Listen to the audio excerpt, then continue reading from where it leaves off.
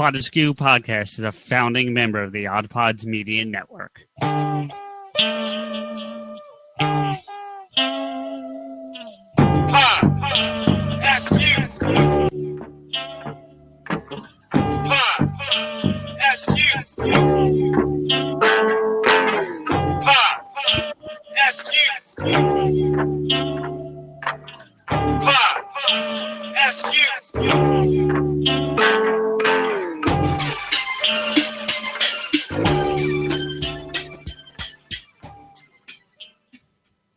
It's Fandom Friday.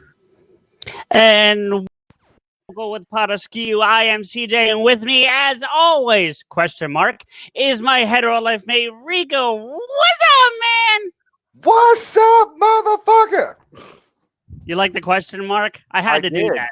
Yeah, I had to do that. So, but yeah, man, what's going on? How's life out in Northern California?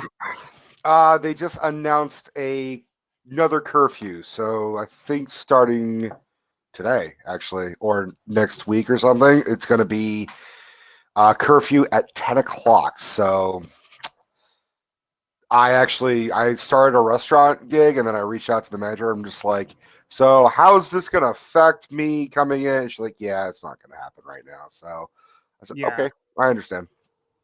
All right. Well, sorry to hear that, but does everyone hear me okay? Because I'm having, I don't know, something's not right on my tech here. So I want to make sure you guys can hear me all right. Is everything good in the chat there? Rico, you can hear me?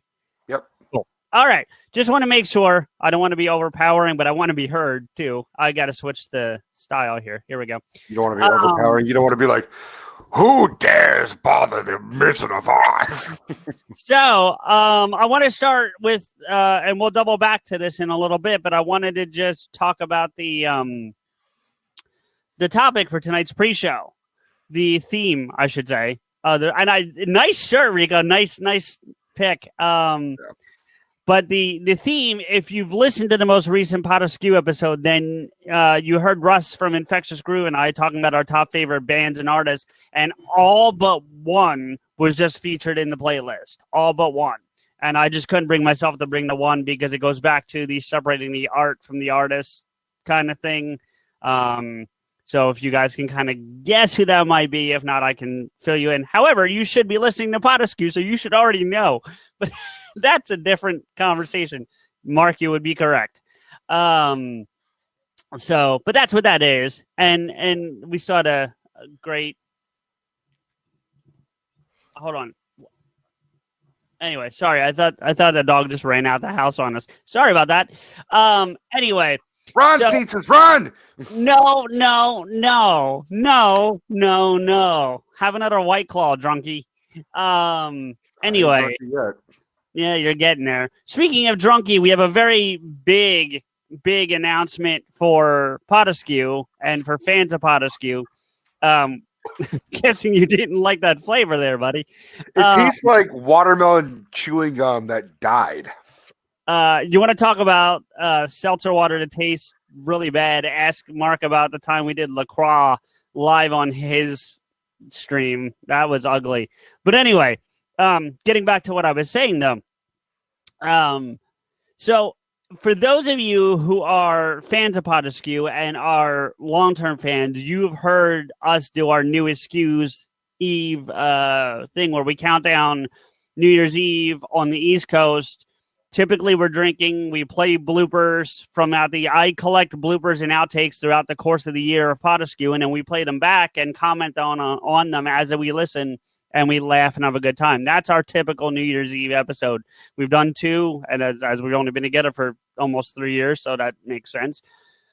But we spoke to the great people at Get Vokl here, and we have been given permission to broadcast our show instead of Friday on Thursday, New Year's Eve in the United States. So we will be doing New Skews Eve live here on Get Vokl starting at 10:30 Eastern, December 31st, Thursday, December 31st. I know I'll be drinking. I'm sure Rico will have a few drinks. We're going to have a good time. We're going to go from 10:30 to 12:30, and we're going to count down until midnight Eastern on the United States and just have a good time. So please, even without COVID, if you don't have plans for New Year's, come hang out with us at PodAskew. We really have a good time, and it'll be fun. Yep. So please do that. And Fern, if you're serious, that's awesome because it starts. If my math serves me, it starts at 3:30 a.m. your time. So He says I'm definitely not going to be awake. So. Oh, I thought she said I will be awake. I misread that. My bad. That's all right, Fern. No worries. There's always VOD. For those of you that don't know, by the way, that are here, you can watch these episodes VOD. They are available after the fact. So if you want to see it again, or you missed something we talked about, or you just want to share the love with your friends, they can come watch this VOD. So make sure you know that.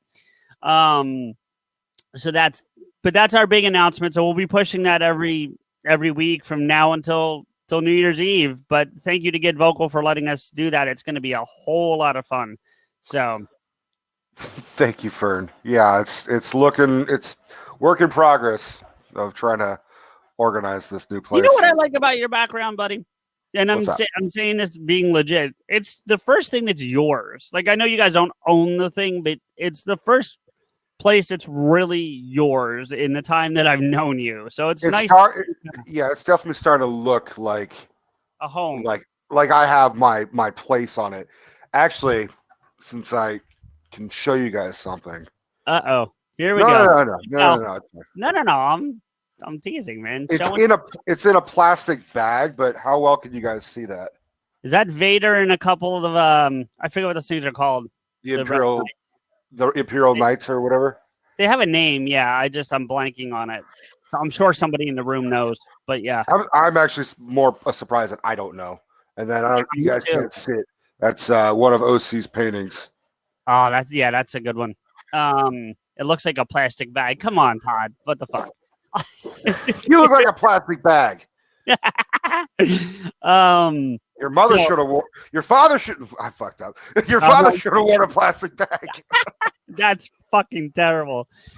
I don't mean it. The views of Rico do not reflect the views of that PodAskew. Thank you so much. Anyway, not like I blow up the image. I don't know. Anyway. Not me, that's for sure. You said it. Yeah, I'm gonna need another one of these. Yeah, I got a hot toddy right here. I'm still hurting from this week. It has not been a fun week. That is important to mention that you are slightly under the weather. So yeah, I mean, for those concerned, I'm pretty sure it's not the Rona. It's just life. But it is what it is. Suck it up. Suck it up. Here we go. Keep fighting. Keep moving. No, I meant suck on that hot toddy, bitch. Fuck yeah, dude. Yeah, more so than usual, Mark. Yeah, a little hurt this week. I talked to CJ yesterday, and he sounded like he was actually having a legit cough, like a bad sore throat. No, that one was Tuesday, I think. But yeah, so what day is it? A couple times this week. Yeah. But die on me, fucker. Well, don't be underneath him, Mark. There's that too. Yeah. But no, I'm actually feeling better today than I have all week, which is good because I need to be here, but I would have fucking been here anyway. So right. Rico will tell you, at least just for DJing.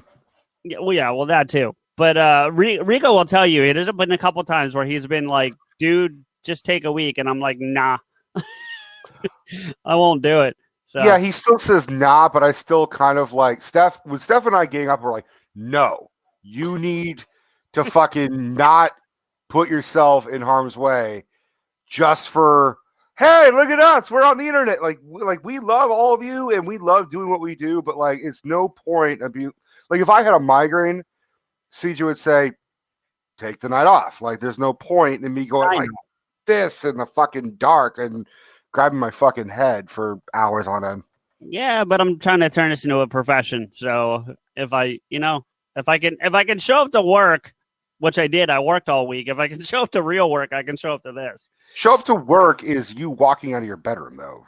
Well, right now, yeah. But I would have gone to the office if COVID wasn't a thing. But yeah. Anyway, Okay, well, let's get off that bullshit and get into the other bullshit we're going to talk about. Let's get all that bullshit. Get on to this horse shit. Yeah, basically. So, again, going back to the pre-show, the theme tonight was the top 5 lists of both Russ and I from the previous episode of PodAskew called PodAskew.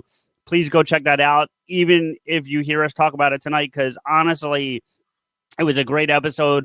Russ has a whole fuck ton of music knowledge that, I mean, I can, Rico, you will give me credit there. I know my music pretty well. Like, yeah. And Russ puts me to shame. And I mean that in the best possible way. The dude just knows what he's fucking talking about. It's so awesome. And then ironically, or just by weird timing, they had me on their show. So if you have not heard yet, go check out Infectious Groove with me, Russ, Michelle, and Kyle.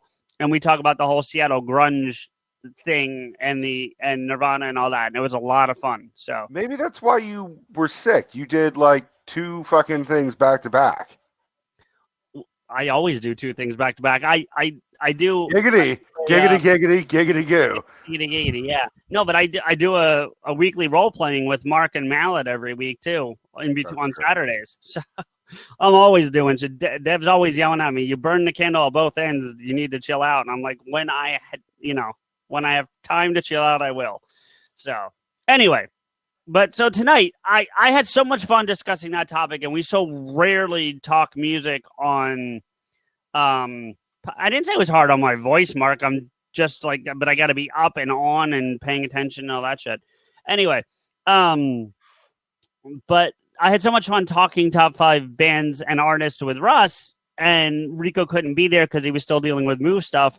I was like, let's bring it to Get Vokl, and also let's hear what you guys would put together for your lists, So that's kind of what we're going to get into tonight. I can get back into mine a little bit, but the point of the pre-show and the episode is so that I don't have to, but we'll let Rico and you guys kind of get into it. But I have no problem talking about mine. I love talking about my top 5.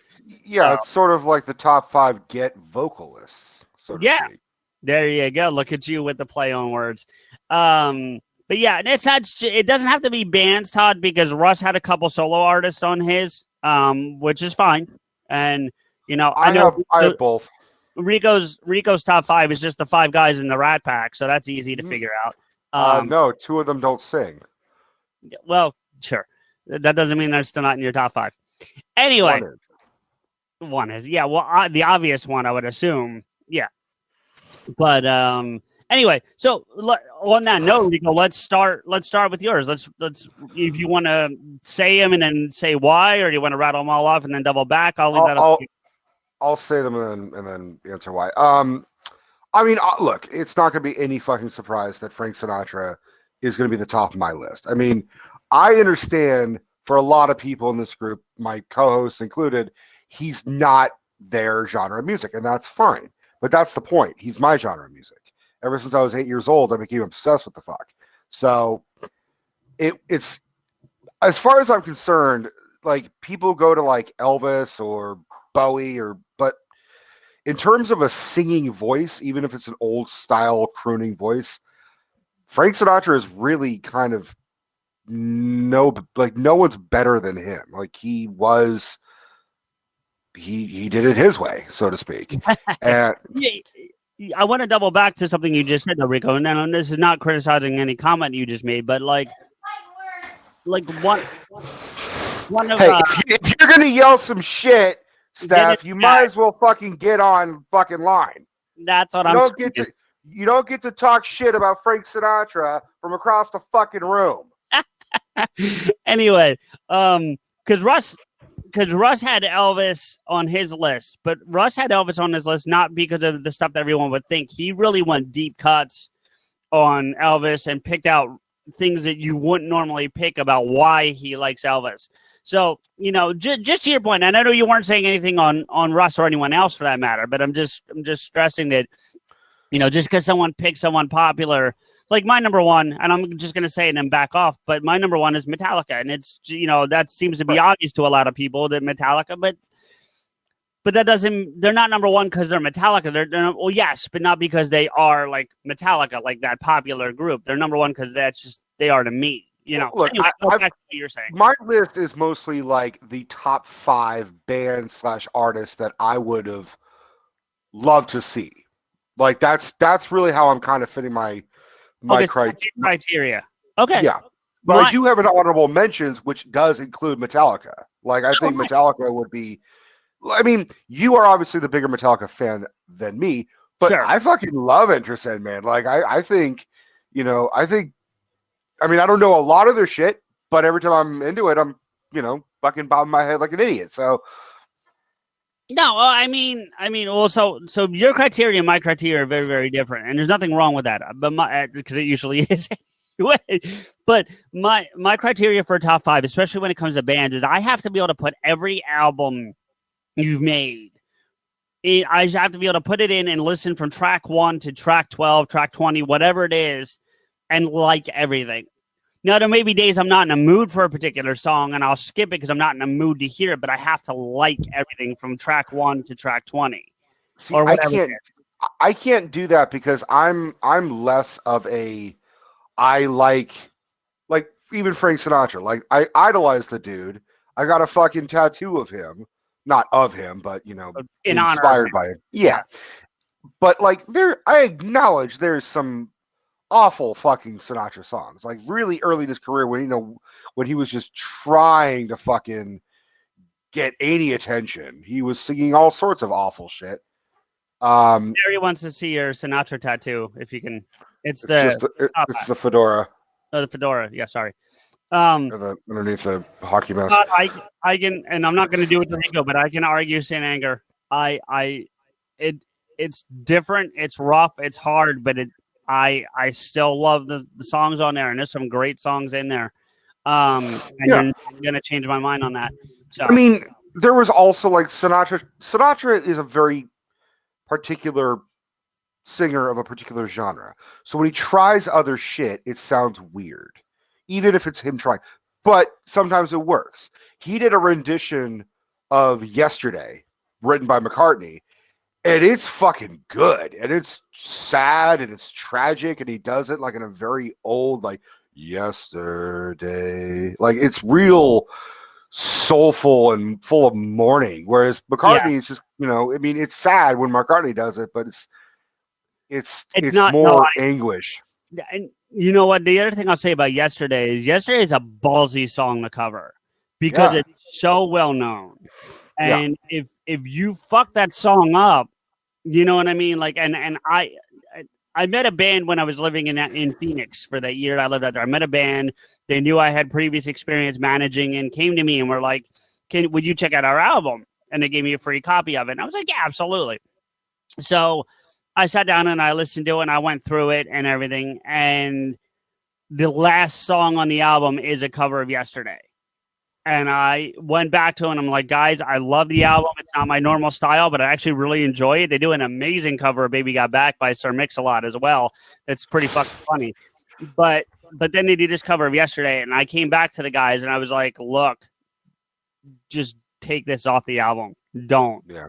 Because it wasn't that it was bad, but if it's not to a certain standard with that fucking song, you're going to get shredded by anyone who hears it. And it wasn't there. So. Which, not for nothing, I can understand if you were to listen to that Sinatra cover of Yesterday and say, no, like Sinatra could sing, but no. I understand your point of view. I personally like his rendition. Like, sure. And there's nothing wrong with that. Listen, Rico, and that's another one I want to do someday, not tonight, but like I want to do like an all covers episode, like. Oh yeah. Because I can list easily like 24 covers that are amazing. But which leads me to a bad cover that Sinatra did, which kind of goes with my point. It's like, by your criteria, I can't do that because I can be like, well, Sinatra was desperate for attention and he was trying all sorts of shit. He did a rendition of Mrs. Robinson that is just, oh dear God, fucking weird. Like to go even now further, how bizarre it is. Instead of Jesus loves you more than you will ever know, he had a bodyguard friend named Jilly, Jilly. Oh, Jilly no. loves you more than you will. And I'm like, What? no, it's not like Shatner's Rocket Man because it's Sinatra singing. Right. You know, Right. Sinatra never Shatnerized anything. You know what Even it makes me think of though, Rico, and you and I did the episode on SNL a while back, so you probably remember this. But do you remember when Phil Hartman did the duets thing no, as that Sinatra? you're thinking of Joe Piscopo. No, Phil Hartman did one too, I believe. Well, they both impersonated Sinatra, but Joe Piscopo was the one who popularized it, and he and Stevie Wonder, played by Eddie Murphy, were doing Sinatra and Stevie Wonder. No, but there was one they did, and it was I'm positive it was Hartman. I'm not arguing about the Pisco. Okay. I know he did one, but they had a thing where like it was Sinatra supposed to do like duets, and each track was a different duet with a different person, so people were just running through, and it was Phil Hartman, and literally he would do like a line, so it would have been like Mrs. Robinson, cuckoo, cuckoo, next. And off, like it would have been like, and it was just so fucking funny. Anyway, God, let's get because we're already deep in the episode. Let's get to number 2. All right, so the next one I got is Queen. Like Freddie Mercury, obviously, That's a good pick. Good but pick. Queen as a band, like every artist, every member of Queen does something extremely valuable to the band. Yes. Yeah. To prove my point, Mercury's been dead, what, 30 years? Almost 30 years? Almost 30 years. Yeah. Yeah. And Queen's still going. They just get another fucking front man every once in a while. I mean, Adam Lambert's really doing a good job. Like, he seems to be the new permanent frontman. Like, they'll never say it's just Queen. It's always Queen with Adam Lambert, and they're never going to not do that. But really, Kateri was 29 years ago next week? that probably sounds right. Yeah. Wow. So, Apparently, I brought up fucking Queen. Everyone's like, "Oh shit! How the fuck did like?" There was a fucking movie that came out 2 years ago, guys. Like Queen was everywhere. yeah, but it didn't. I don't think it actually gave the date. I think it just said the year. I don't think it said the date. I'm going to confirm it right now. Look, nothing against Adam Lambert. November 24th, next Tuesday. Wow. There's a fucking guy who he's a Canadian singer, and he was Mark Martel, M-A-R-C for Mark, and then M-A-R-T-E-L. This motherfucker sounds exactly like Freddie Mercury, to the point where I'm like, I can't fucking tell the difference. Like, wait, is that the guy that did the vocals for Rami? Yeah, he did. Yeah. Okay. Yeah. He did the vocals for Rami Malek. I mean, Rami Malek tried. Like, there's a couple parts where you can tell it's Rami Malek singing, but he did a lot of the vocals. I mean, sometimes they would splice Freddie with Mark Martel and Rami to kind of get this Freddie like hybrid thing. Yeah, but I'm telling you, Mark Martel nails the voice. Here's the difference: Mark Martel nails the voice. Adam Lambert nails the theatricality of Freddie. Yeah, I mean, Kateri just said something about that. You're right. I mean, he's no Mercury, but as a, I don't want to use the word substitute, but as a fill-in, as a person to take the spot, he does a really good job, and he doesn't try to. If you watch, there's a great documentary about all this on Netflix. If you haven't watched it, definitely go watch it. It's not super long. I want to say it's like an hour and 10 minutes. But he does not try to be Freddie. He tries to honor Freddie. Yeah. And it's always about honoring the spirit of Freddie Mercury and paying homage to that, as opposed to he's the next generation's Freddie. Right. I mean, he is the generation that was influenced by Freddie Mercury. It's very obvious. Not to mention, you know, they're both gay. So I mean, I'm imagining what it's like for Adam Lambert growing up. I think he was from the Bible Belt, if I remember correctly. No, I think he's from L.A. But I'll check. Is he from L.A.? But either way, growing up as a gay boy, your heroes are kind of limited in terms of like rock stars. You're right. Indianapolis. Yeah. Well, I don't know if that's the Bible Belt, but it ain't California. It's closer than L.A. That's for sure. Yeah. So your like options are like Elton John and Freddie Mercury. I mean, Nothing against Elton John, but I would rather pay more money to see Freddie Mercury than Elton John. Although young Elton John over older Elton John for sure. I've never really been an Elton John fan. I love certain songs, but as a whole, I've never really been a fan. Like I love Tiny Dancer, and most people do, but as a whole, I'm not the biggest Elton John fan. You know, Rocket Man is pretty damn catchy. Not gonna lie. I mean, look, he definitely did some of the best music for some of the better Disney films, so that helps. Oh yeah, I mean, no, he writes amazing music, and because like a lot of these artists, you know, they write for other people. You know what I mean? Like a lot of Elvis's hits, people don't know this, and Russ taught me this during the conversation, were written by Neil Diamond. I mean, before Neil Diamond was Neil Diamond. So, like, there you go. But right. What's 3? 3 is Ozzy Osbourne / Black Sabbath. There you go. Nice choice. Listen, I got to be honest, Rico, that one I didn't see coming. I didn't see that coming. Oh, I love Ozzy. I'm a big Ozzy fan. Okay, so I have to ask you this. What is your it's a two-part question. Number 1, what's your favorite Ozzy album? And then what's the best Ozzy album? And I know you said Sabbath, but let's just do Ozzy solo. See, I'm iffy about names of albums. So I think there was a later Ozzy solo album that he did with a bunch of duets, and that was probably like 2006 or something. I don't even know that one. I'd have to look that one up. But yeah, okay. And it's kind of insane, the covers that he does. Like, you want to talk about weird covers? He does a cover of "Staying Alive" by the Bee Gees, or is it the Bee Gees? Yeah, "Staying Alive" is the Bee Gees, sure. Yeah, so he does a cover, and it's straight up Ozzy doing fucking "Staying Alive," and it's fucking nuts, and it's kind of better than the original. See, even Mark's like, that cover is amazing. Like, not to mention, he does a fucking cover or a duet, bear with me, with Miss Piggy for the song I remember that. Born to Be Wild. It is fucking weird as shit. Because it sounds like Miss Piggy is getting fucked by Ozzy. What's the name of that album, Todd? I can't find it. I'm really having trouble finding this album that Rico's referring to. I'm not saying it doesn't exist, but I can't find it. I want to say it came out like late 2000s. Or yeah, early I'm not. Mid, I don't know. When I did oh, wait, here we go. I think this might be it. No, that's just a list on someone's website.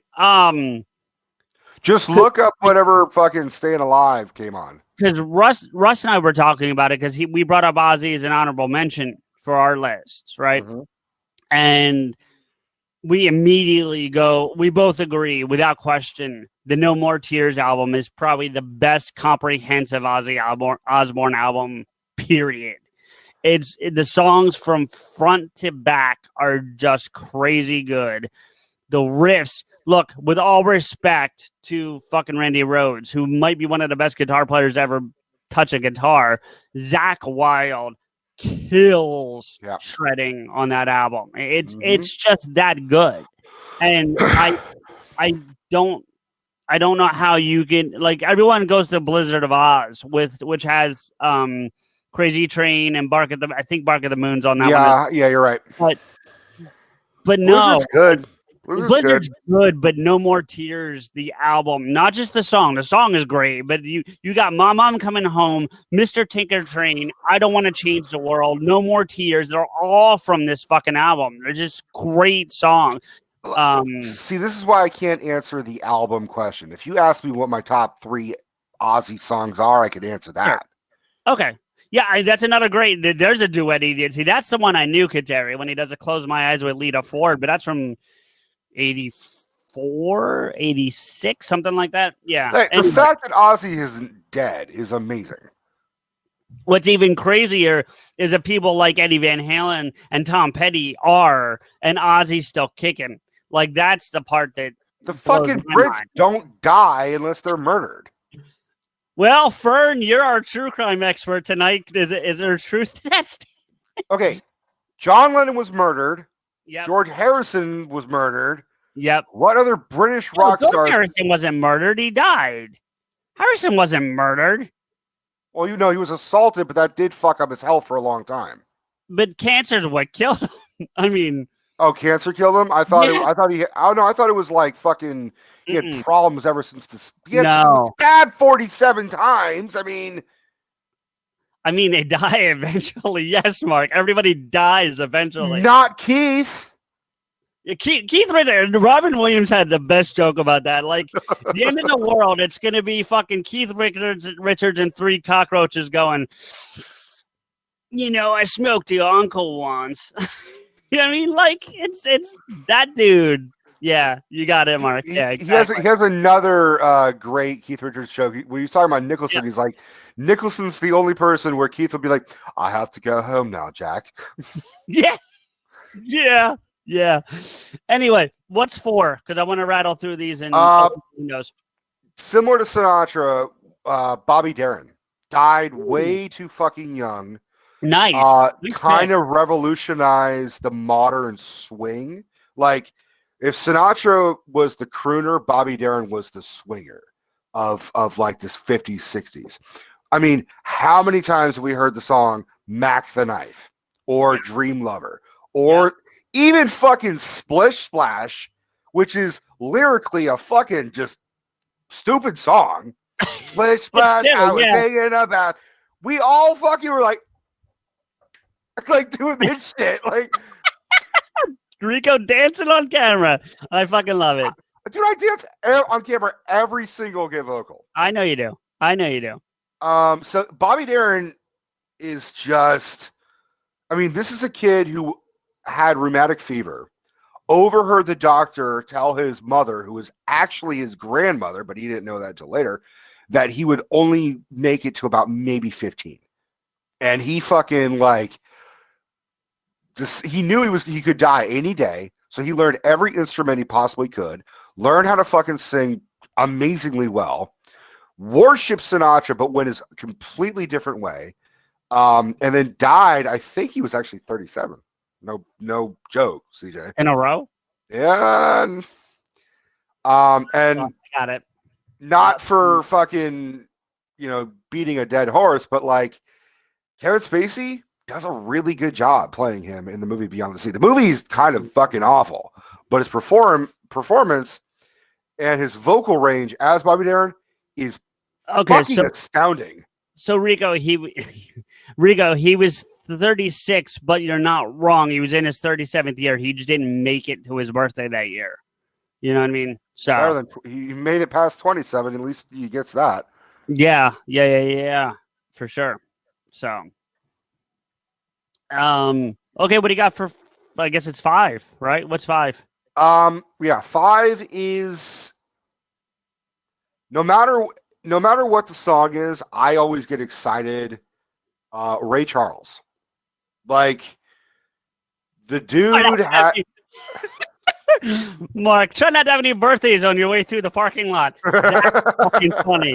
That's fucking funny. Nicely done, sir. Go ahead, Rico. I didn't mean to interrupt you, but that was... No, I can't compete with that.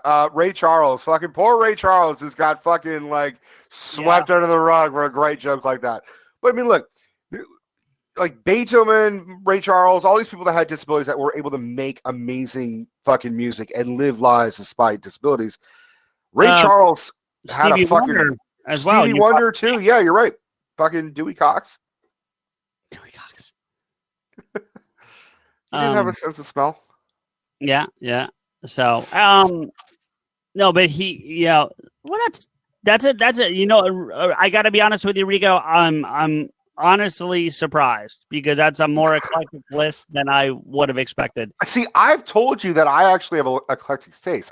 You can ask Steph. I don't listen to Sinatra all day, every day. Most of the time, when she and I are in the car and I've got my fucking Spotify on the car, yeah, it shuffles between Marilyn Manson, The Doors, Ray Charles, Sinatra, Queen, Bobby Darin. It's just kind of like the heavy 80s shit and then 50s shit. There's really not much in between. Like, Right. What were some of your honorable mentions? How many honorable mentions do you have? Just give me I've got another 5, but give me your top 3 and just say them. Let's not get into the why right now. 9 Inch Nails, Corey Taylor, and Danny Elfman. Those are some of them. See, I would exclude Elfman for one reason. Listen, I'm not taking away from his skill set. I'm saying that he doesn't go out and perform. He did for a long time. Oingo Boingo. That's okay. Fair, because and honestly, with Corey Taylor, I mean it's right, but I mean, when I did my honorable mentions, I said Slipknot, but really, Look, Danny Elfman is a great composer and he's a great singer. I have a hard time listening to the song Little Girls because it's unbelievably fucking catchy, but it's creepy as all hell.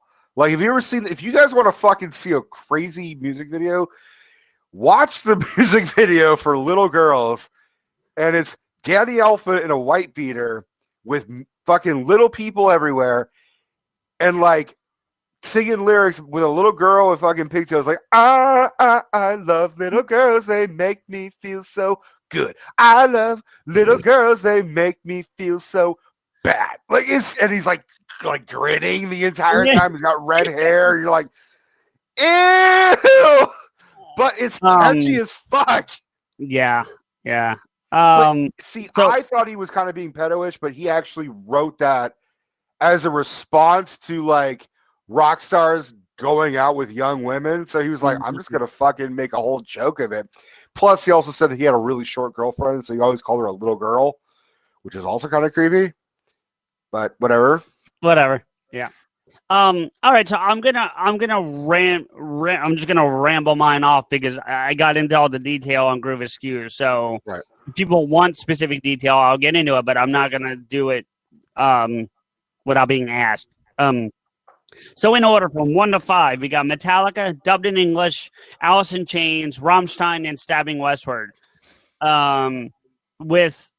With the honorable mentions going to Collective Soul, Slipknot, Fear Factory, and there was one more. Well, I'll just do those 3. But there was another one I remember that I said. So with your Alice in Chains, you actually remind me of another one I forgot to put in Linkin my Park. mention. Linkin Park used to be Linkin Park used to be number 3 on my list until they put out From Minute to Midnight, and they never turned back.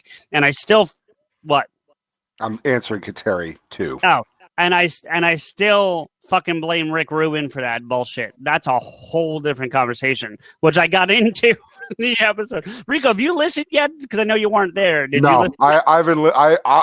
I haven't listened to the one that you did with Sam, and I haven't listened to the other one. So look, Sam's great and everything, but you would like the one with Russ better just because of the topic. Well, no, you don't like sports, so that's why I don't think you'd like the one with Sam. I like Sam. It helps. It does help, yeah. Movie Matt, anyway. yeah. Michael Jackson, I would like to see him live, just not living. Russ really got into a big thing on explaining the whole Michael Jackson thing, and honestly, I do recommend you hear that too. Not just on my show. They interviewed Taj Jackson, who's his nephew, who did a documentary explaining the anti-Neverland thing. Yes, yeah, but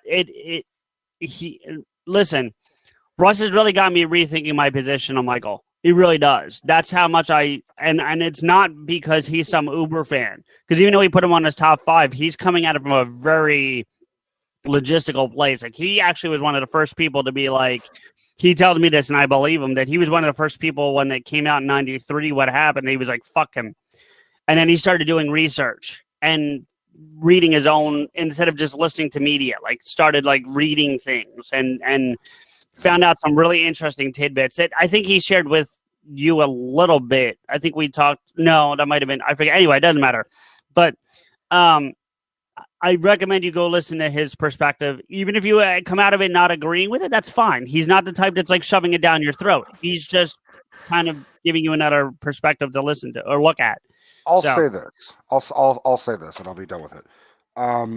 My whole thing is that you always kind of want to believe the victim, no matter what. Yes. Amber Heard changed that whole fucking thing for me, where now I'm just like, I don't fucking know. Like, Well, I don't know. Ultimately, it doesn't fucking matter with Michael Jackson because people still like his music. People still accuse him of whatever, and he's fucking dead. It's like his legacy's still going to live on regardless. He died tragically young. You know, he died at 50 or 51. I think it's 50. Yeah. But I still, like, I acknowledge that he was a great singer. I acknowledge that he was a great fucking dancer. I also acknowledge that he was nuttier than squirrel shit. Like, for whatever reason, it was his fucking dad. It was being a Jehovah's Witness. It was having all the money in the world. It was whatever.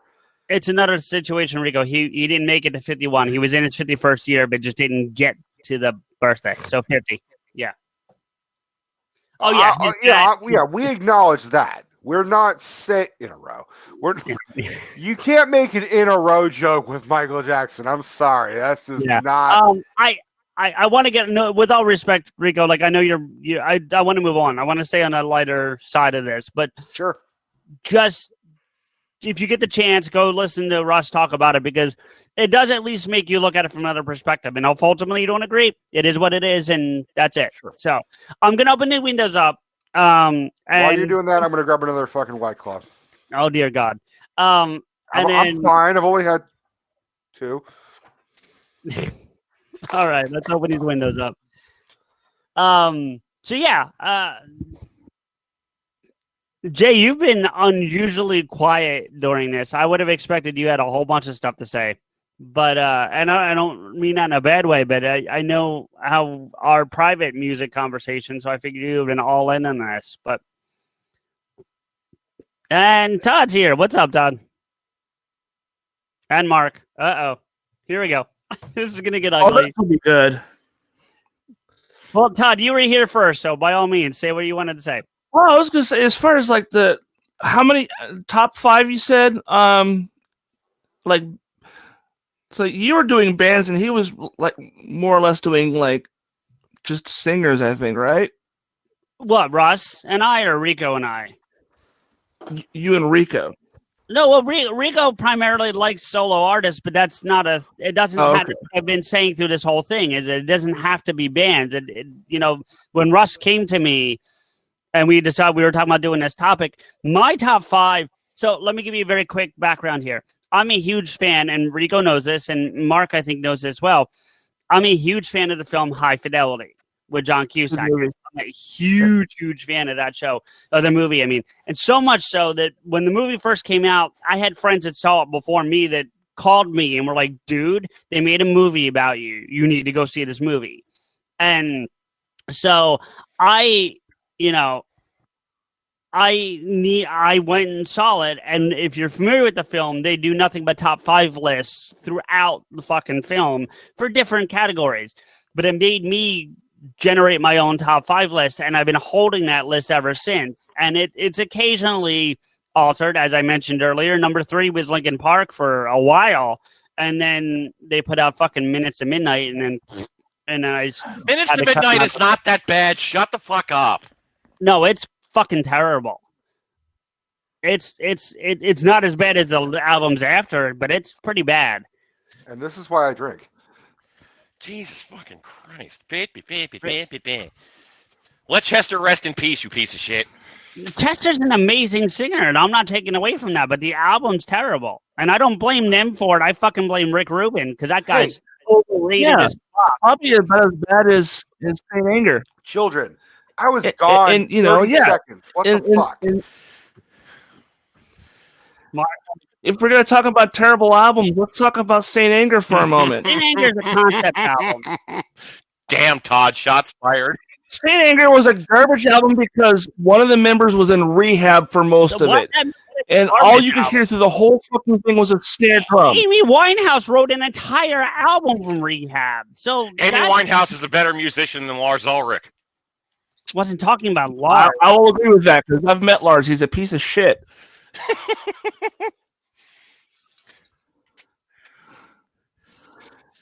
So top fives. Yes, go ahead. Well, I'm just saying, if you're gonna talk shit about somebody else's album, But you have to be able to take it from somebody else's perspective about an album that you like. But Saint Anger is a concept album. It's a concept album that didn't do well for a lot of people. Am I telling you it's their best album? Not by a long shot. But I'll put it above Hardwired. The concept album isn't excusing how terrible it is.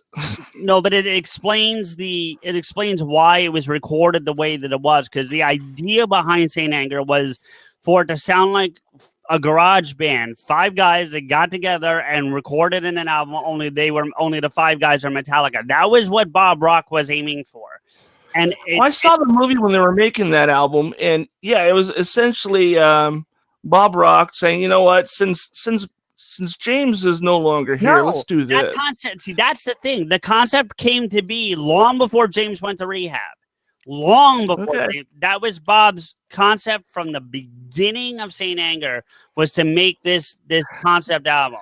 So it has nothing to do with James going to rehab. Yes, that delayed shit by like almost 3 years, but it didn't shape the way the album came out.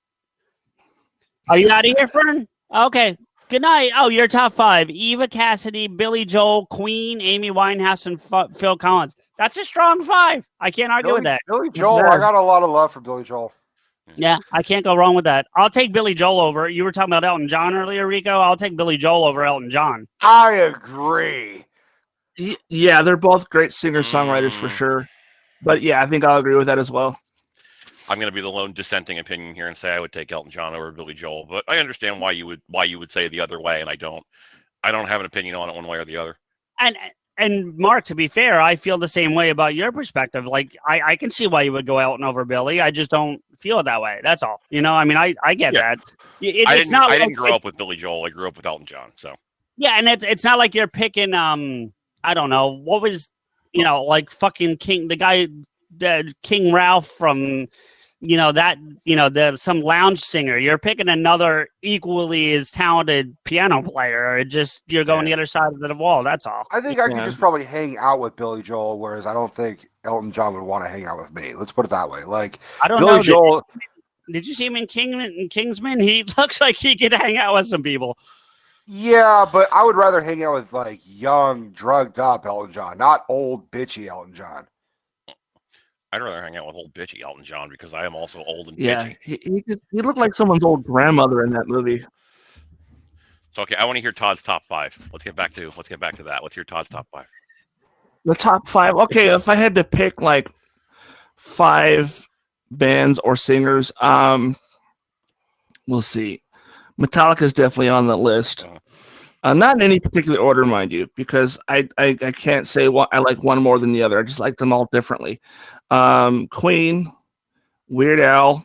Weird Al, what a pull! That is a good pick. I fucking love Weird Al. I've seen Weird Al more times than I've seen Metallica. Okay. I even met the man. He's nice. See who else. So that's Metallica, Queen, Weird Al.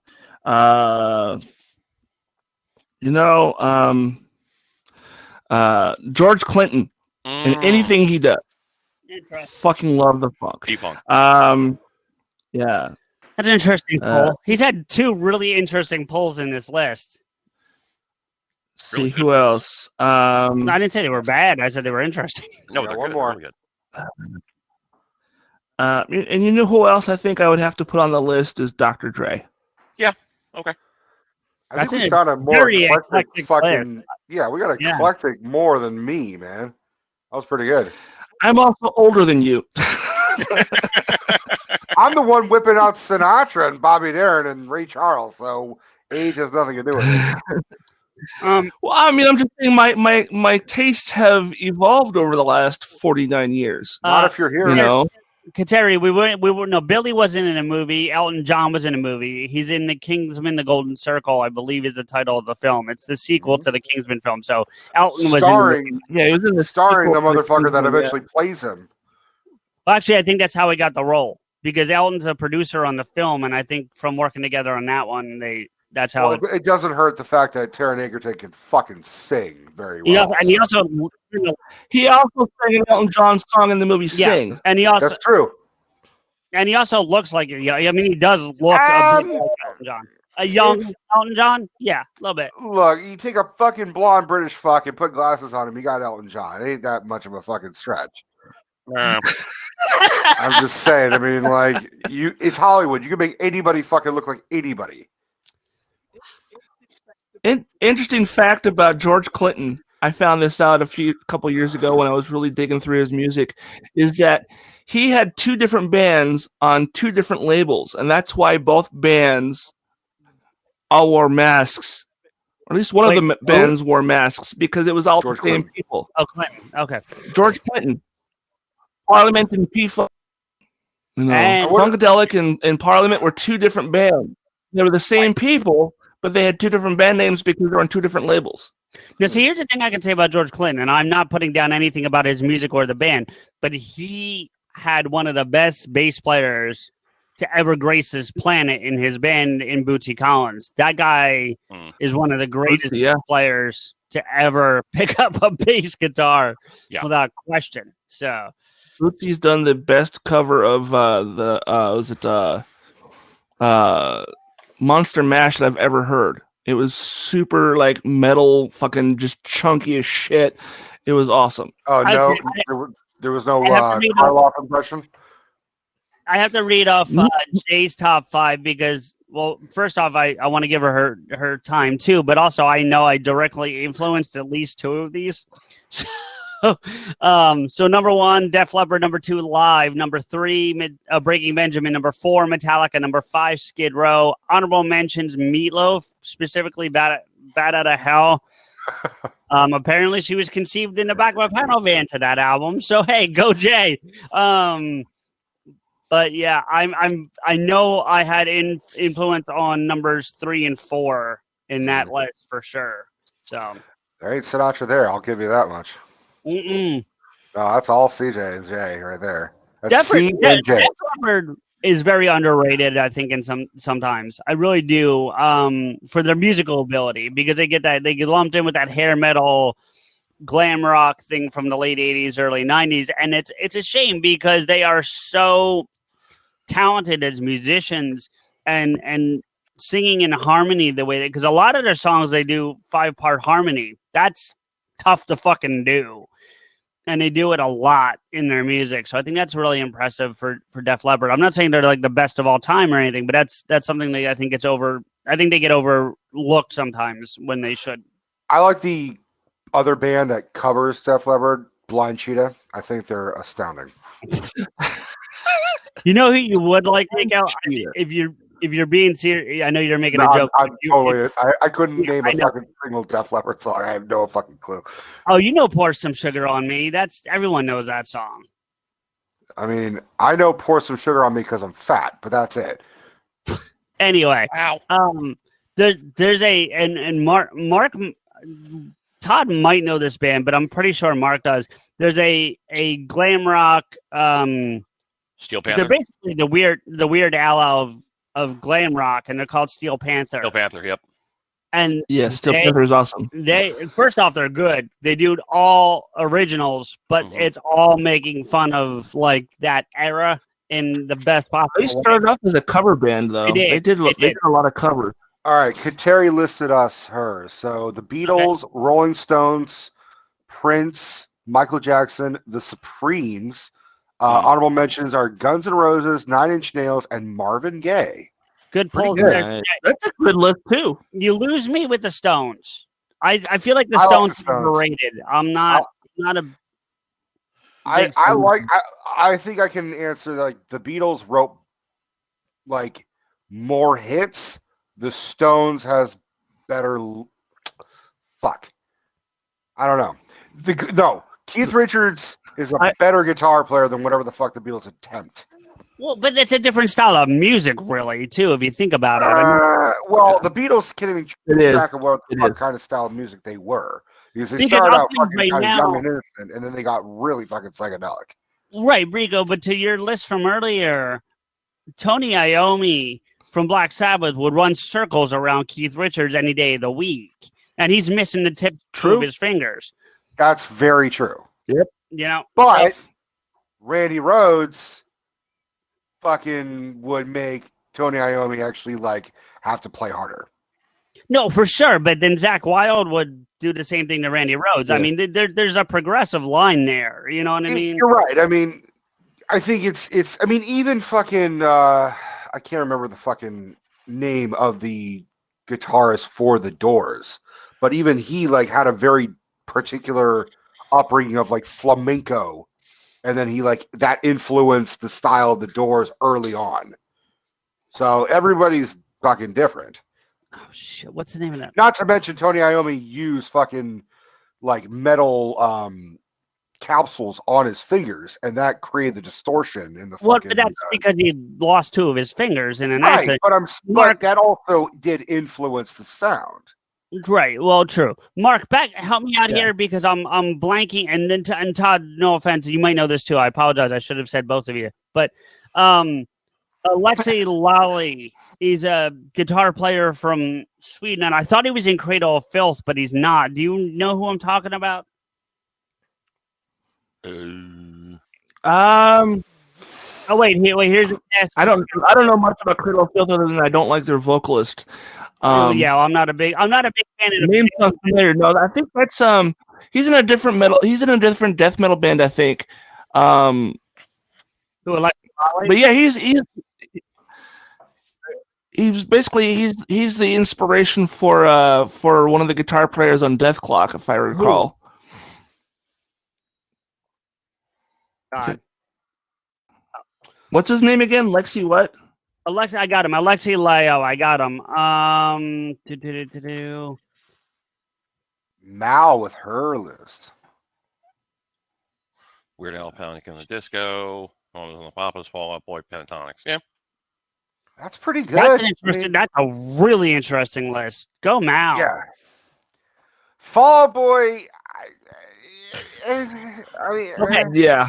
So And Pentatonics are awesome. no, they. Well, yeah, you kind of lose me with Fallout Boy, but I get it. If she's a no, more power to her. I like later Fall Out Boy. Like, I mean, let me put it this way. I was sort of against everybody being into Fall Out Boy circa 2007. I was kind of like the right age to not like it, if that makes sense. Fuck everyone who likes Fallout Boy. Right.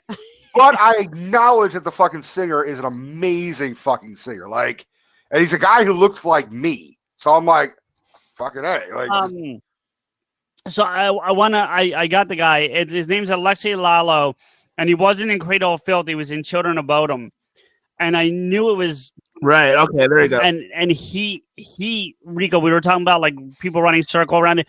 This guy's so underrated as a guitar player, but he's so goddamn good. He's crazy good. He's right up there with like Yngwie Malmsteen, Buckethead.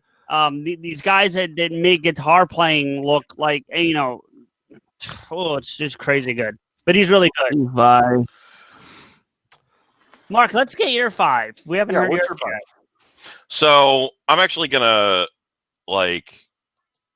enforce sort of a restriction on me, just because I love so many different musicians, so many different bands, so many different genres, that narrowing it down to 5 without a restriction would be difficult. So Okay. I'm going to restrict it to my top 5 based on like every decade that I had been listening to music. No. 1 from each decade is what I'm saying. Okay. Oh, okay. I was like, how the what? Yeah, No, I'm not going to name 25 bands. I didn't quite No, get it it's- at first, but I'm with you You're now. not that fucking old. I'm 40, motherfucker. 41. What, 25 decades. Yeah. What I'm saying, like, I wasn't going to do 5 for every decade. I'm going to do one band for every decade. I'm going to do one band for every decade. So Gotcha. for the 80s, the 90s, the 2000s, 2010s, and for this year, basically. Is there any good music in 2020? Yes. Yeah. Yes, there is. Okay. Okay. So for the 80s was kind of like the hardest one for me, just because there's so many really great bands from the 80s, but I wasn't honestly exposed to most of those bands until after the 80s, because I was like 5. I was listening to what my mother was listening to at that point. And my mother was not a big Michael Jackson fan. My mother was not a big Prince fan. My mother was not a big Madonna fan. What'd your mom listen to? Her listing was real fucking eclectic. A lot of it was country music, but she would also sit me down and have me watch fucking MTV when Twisted Sister was on. Nice. Right? So it's my whole life growing up has just been eclectic fucking shit from the moment that I was a kid. I was listening to the Beatles and the Monkees, but then also listening to Kathy Mattea, but then also listening to Twisted Sister and Quiet Riot and shit like that. So That's very interesting mixture there, Mark. That Yeah. actually explains quite a lot, Mark, buddy. I'm just saying. Yeah. So for me, it's picking what I would have actually been exposed to at that age. My 80s pick would be Genesis. Good pick. Yeah, that's a good pick. Yeah. That's poor wording, but that's a good fucking pick. Yes, I know. Phrasing. Is Yeah. that Now, which version of Genesis are we talking? Phil Collins. The Peter Gabriel version is interesting, but I wouldn't have heard it at that point. I'm with you, Mark. Yeah. And I generally tend to prefer Peter Gabriel's solo stuff over his work with Genesis. Yes. Personally. Agreed. But for me, Genesis is always going to be the Phil Collins version of it. Just because I love Phil Collins. I love his era of Genesis. Hell yeah. That is a baseball cap with a Santa hat on it. I am on board. Yes, it is. Make, That man is on board for the holidays and keeping the sun out of his eyes. I am 100% on board with that shit. make Christmas American again. God damn it. Yeah, a little bit what it looks like. I got to be honest. You can't argue with that. No. It looks like a MAGA hat with a floppy Oh stick. shit! I should totally have that put on there. To fuck with people? Yeah, that would be. Yeah, so Or I should put Mickey Santa Wood, Claus. Black Lives Matter. No, you know what? Make America Christmas again. Anyway, go ahead, Mark. We interrupted you, buddy. Sorry. no, it's fine. That's fine. I don't care. For the 90s, God, there are so many fucking bands that I love from the 90s, and I'm sure CJ loved them as much as I do. Tool, 9 Inch Nails, fucking Stabbing Westward, Gravity Kills, just so much great shit. Oh, But Gravity the band- Kills. I fucking forgot about Gravity Kills. Damn. They're so Nice good. pull, Mark. But Ooh. for me, the band that I loved the most in the 90s, without a shadow of a doubt, KMFDM. Oh, good pull. They actually got a lot of love on the episode, Mark. If you haven't heard it yet, go back and listen to the episode. Russ and I spent a good chunk of time talking about Who? KMFDM. KMFDM. Yeah. Oh, KMFDM, gotcha. Yeah. Good. I don't know who that is. They're it's an one of those industrial guys. act. They're an industrial act from the 90s going all the way Oh, I know to who they are. literally. No, Rico was I saying he didn't know who they I were. don't. Rico. Yeah. Yeah, they're going until literally right now. The last several albums have been kind of So. But Angst is crazy good. my bipolar is Yeah. obviously Nile. Nile is the best record they've Niall's ever good made. too. Niall's really good too. Yeah. Good choice.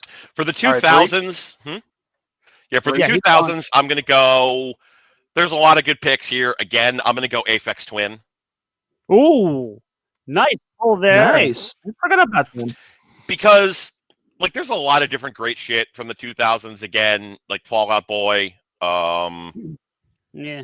I can't think of anything else off the top of my head, but there's a lot good of stuff. from the 2000s. Fall Out Boy. I'm fucking old, and I like Fall Out Boy. Fuck you. No, it's just the fact that you said that statement, then said Fall Out Boy, and couldn't list anybody else. That's Well, yeah, the like thing Fall Out Boy. Because the problem is a lot of the stuff I'm thinking of is also originated in the late 90s, like Well, that's- Kid Rock. Which, regardless of his opinions politically or what I think of him now, at the time, Yeah. Devil Without a Cause was rad as shit. I will fucking fight you on the moon. I just yes. keep wanting to make the joke. Like, you guys are all causing it to seem like this ain't a scene, it's a goddamn arms race. God damn it. Wait, what? This ain't a scene. Yeah. Well, I think, Mark, when you're doing your 2000s, and I understand what you're trying to do here, and I respect it 100% here, but I think you could include the one previous year. So, like, of 99, would count toward your 2000s if you need it. Do you know what I'm saying? Like, No, I get you, but I would still go with Aphex Twin personally, just because okay. Richard D. James as a music creator has influenced so much of my love of weird electronic music, and he's influenced so many fucking musicians to the point where like Madonna was calling him up at one point, asking him to do a collab. Like, what the fuck, you know? This dude who lived in a bank vault for like 2 years fucking has Madonna calling him up, asking him to work with her. Well, Mark, and this is a whole nother conversation, but I think you would agree that there's a bit of a progression when it comes to electronic music, because without Joy Division / New Order, you don't get like Depeche Mode, and without Depeche Mode, you don't, and Devo to that effect too, and without them, you probably don't get Aphex Twin or KMFDM or things like that. Do you see the progression I'm trying to make here? I don't think KMFDM was an influence to Aphex Twin. I will give you Joy Division and Depeche Mode, but I think Kraftwerk was much more of a inspiration to what Aphex Twin was trying to do. It's just I only enjoy so much of Kraftwerk's actual music. No, but Mark, what I'm saying, it wasn't so much about Aphex Twin specifically. It was just the progression of that style. Like without Joy Division New Order, you don't get Depeche Mode, and without Depeche Mode, you don't get KMFDM. Or it's just that progression. They may not have directly influenced them, but that level, you know what I mean? That vibe. I'm getting a very weird visual of what Mark really looks like from all the music he's talking about. You wouldn't be right. I'm sure. I would have never picked him for an industrial or an EDM kind of guy. I look like a tall Kevin Smith. No. I'm fat. I have long brown hair that's usually pulled back into a ponytail, and I don't shave regularly. I look like a tall Kevin Smith. Yes, but you don't have the full beard, and Kevin hasn't had long. No, in hair. all honesty, I look like fucking Penn Jillette. There you go. If you want to know what I look at, in The Simpsons. Penn Jillette, I'll give you. Yes. Old Penn, not Penn. Old Penn. Yeah. I have had people, I swear to God, I'm not making this up. I have had people come up to me in diners and say, "Are you Penn Jillette?" No, I'm just a fat, loud guy. Yeah, you tell her. Oh. Good night, everybody. I'm drunk. I'm not that fucking drunk. God damn it. Yeah. Why is it when I make a good joke, you're like, God damn it? Like, because that's how that goes. Okay. Wait, Rico, you missed it. You missed a valid point there. You said, why, when you make a good joke, you have to make a good joke first. That wasn't a good joke. Dude. That wasn't a good joke. It was an okay joke. It was a solid joke. 7 out of 10. 7 out of 10, too much shit. No, 6 out of 10, maybe. CJ, you've never come up with a good goddamn joke apart from I speak fluent motherfucker. My job's not the joke man. I'm the straight guy. You're the comedian. No, now let's not pick on CJ. CJ's jokes aren't terrible. They're just dad jokes without him being a dad. That I know of. Wow, I'm not touching that one. And neither am I. All right, you're fucking 2010s. Or By the way, Rico, because I know you prefer the honey flavors. Yeah. Wild turkey honey, way fucking good. Does it actually taste sweet? Yes. Oh, okay. Okay, my 2010s is where the list goes off the deep end. Motherfucker, it's already in the deep end. Tom Waits. Oh, I'm not surprised. Wait, for 2000s? 2010s. Wait. He's done something recent. Doing shit for the past like 10 years. Yeah. I know why. It's fucking God's Away on Business and shit. Bone Machine in general, yes. Okay. But Bone Machine, Blood Money, all great fucking records. But they came out in the 90s. I just wasn't exposed to them until that period in time. Right, but wait a minute. Okay, so then I misunderstood your criteria a little bit. So I'm not. That's where my hesitation came with Tom Waits. I'm not saying anything about Tom Waits, the musician, but the criteria, because Waits has been around since 74. Yeah, but it's in a lot of cases his later music was what ultimately turned me on to him. Like but the first shit I that have to I heard agree. from him was "Bad as Me," which would have come out No, in no. 2011. I get that. I get all that. What I think I misunderstood about your list was that I thought you were picking artists that kind of generated in those eras. Do you know what I'm saying? So like Tom Waits wouldn't have generated in 2010. That might be when the album that turned you on to him came out, and that's fine. But I think I misunderstood where you were. Do you follow what I'm saying? I get what you're saying. It's just for me Yeah. personally, it's like that's when I would have been most heavily turned on to him. It may be cheating a little bit, and if it is, I fully acknowledge that. But yeah, it's like for me, Tom Waits is a guy who started out as he's written basically half of the songs from the '80s that everybody loves. He didn't sing them, but he wrote them. But he What is would he sound like if he sang them? well. The thing is that Tom Waits in the '70s sounded like your standard Elvis style sort of like Yeah. lounge singer type deal. Yeah. He had a very specific, a very smooth flow. He sounded very like you would expect to hear him as like the background music in a '70s or an '80s film, like in certain cases, Yeah. because he had a very smooth voice, he had a very smooth flow, and then somewhere in the 1980s to the 1990s, something happened. I don't know if it was a medical condition or he just smoking, probably, yeah. And then he just went crazy and he started recording music that was once described as sounding like Cookie Monster singing over the soundtrack to a French film. Absolutely.